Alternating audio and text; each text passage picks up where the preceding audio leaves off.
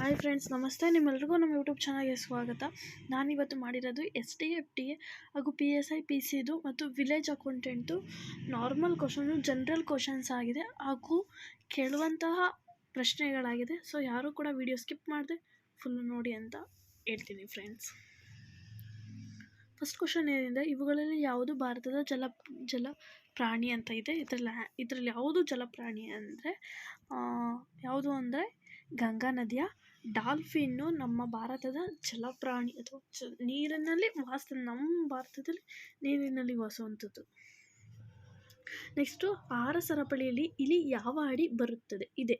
ಇಲಿ ಆಹಾರ ಸರಪಳಿಯಲ್ಲಿ ಈಗ ಪ್ರಥಮ, ದ್ವಿತೀಯ, ತೃತೀಯ ಅಂತ ಬರುತ್ತಲ್ವ. ಸೊ ಹಂಗೆ ಇಲ್ಲಿ ಯಾವುದು ಹಂತದಲ್ಲಿ ಬರುತ್ತದೆ ಅಂತ ಕೇಳಿದರೆ ಅದು ದ್ವಿತೀಯ ಹಂತದಲ್ಲಿ ಬರುತ್ತೆ ಅಂತ ಹೇಳ್ಬೋದು ಫ್ರೆಂಡ್ಸ್.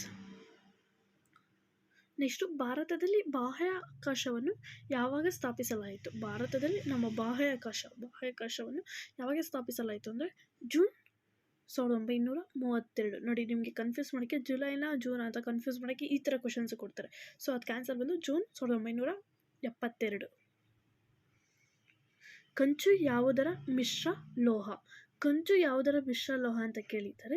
ಕಂಚು ಒಂದು ಯಾವುದರಿಂದ ಮಾಡಲ್ಪಟ್ಟಿದೆ ಅಥವಾ ಯಾವುದು ಮಿಕ್ಸಿಂದ ಮಾಡಲ್ಪಟ್ಟಿದೆ ಅಂದರೆ ತಾಮ್ರ ಮತ್ತು ತಾವರೆಯಿಂದ ಅದೆರಡು ಮಿಕ್ಸ್ ಮಾಡಿ ನಮ್ಮ ಕಂಚುನ ಮಾಡಿಕೊಡ್ತಾರೆ ಅಂತ ಹೇಳ್ಬೋದು.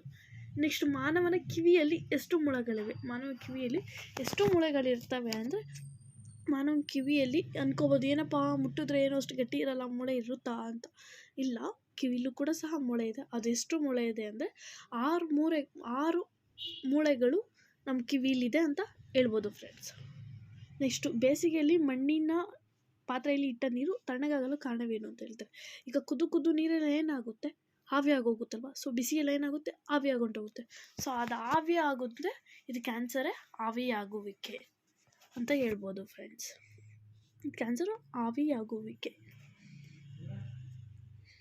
ನೆಕ್ಸ್ಟು, ಪಕ್ಷಿ ವಿಜ್ಞಾನ ಯಾವುದರ ಅಧ್ಯಯನವಾಗಿದೆ ಅಂತ ಕೇಳಿದರೆ ಪಕ್ಷಿ ವಿಜ್ಞಾನ ಪಕ್ಷಿಗೆ ಅಧ್ಯಯನ ಮಾಡ್ತಾರಲ್ಲ ಅದು ಯಾವುದರ ವಿಜ್ಞಾನವಾಗಿದೆ ಅಂತ ಕೇಳ್ತಾರೆ. ಯಾವುದರ ಅಧ್ಯಯನವಾಗಿದೆ ಅಥವಾ ವಿಜ್ಞಾನವು ಯಾವುದರಿಂದ ಇದು ಮಾಡಿದೆ ಅಂತ ಕೇಳ್ತಾರೆ. ಸೊ ಅದಕ್ಕೆ ಆನ್ಸರ್ ಬಂದು ಪಕ್ಷಿಗಳು ಆನ್ಸರ್ ಫ್ರೆಂಡ್ಸ್. ಯಾವುದರ ಅಧ್ಯಯನ? ಪಕ್ಷಿಗಳ ಅಧ್ಯಯನ. ನೆಕ್ಸ್ಟು, ಸರಳ ಮಾಪಕದಲ್ಲಿ ಬಳಸುವ ದ್ರವ ಯಾವುದು. ಸರಳ ಮಾಪಕದಲ್ಲಿ ಬಳಸುವ ದ್ರವ ಯಾವುದು ಅಂತ ಕೇಳ್ತಾರೆ. ಅದಕ್ಕೆ ಆನ್ಸರ್ ಬಂದು ಬುಧನ ಅದಕ್ಕೊಂದು ಹೆಸರು ಕೊಡ್ಕೋತಾರೆ, ಗ್ರಹದ ಹೆಸರು ಕೊಟ್ಕೊಂಡು ಅದನ್ನ ಮಾಡಿದ್ದಾರೆ ಅಂತ ಹೇಳ್ಬೋದು ಫ್ರೆಂಡ್ಸು. ಅದನ್ನು ಬಳಸುವ ದ್ರವ ಬುಧ. ನೆಕ್ಸ್ಟು, ಯೂರಿಯಾವನ್ನು ಎಲ್ಲಿ ತಯಾರಿಸಲಾಗುತ್ತದೆ.